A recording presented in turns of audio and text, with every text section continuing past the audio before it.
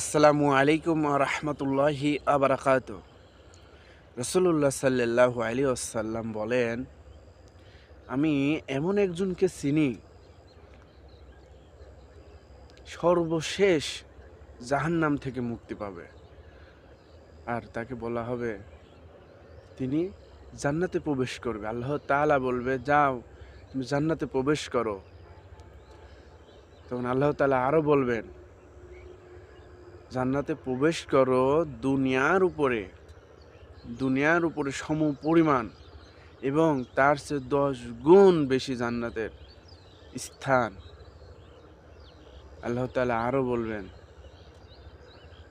জান্নাতের এটা সর্বনিম্ন স্থান। তাই আল্লাহ তাআলা যে পুরস্কৃত করবেন, আল্লাহ তাআলা যে আমাদেরকে শান্তির স্থানে রাখবেন, এটা কিন্তু আমরা মানি। তাই আল্লাহ তাআলা যে আদেশগুলো করছে, যেগুলো নিষেধ করছে, সেগুলো আমরা করব না। আল্লাহ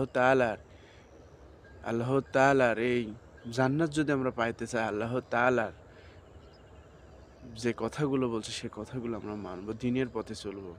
আল্লাহ তাআলা ৫ ওয়াক্ত নামাজের কথা বলছে, আল্লাহ তাআলা রোজা, হজ, যাকাত সব কিছুর কথাই বলছে, কিন্তু সব বিষয়ের উপর খুঁটি কিন্তু নামাজ। আমরা এই নামাজকে বাদ দেব না ইনশাআল্লাহ। সবাই ভালো থাকবেন, সুস্থ থাকবেন। আসসালামু আলাইকুম ওয়া রাহমাতুল্লাহি ওয়া বারাকাতুহু।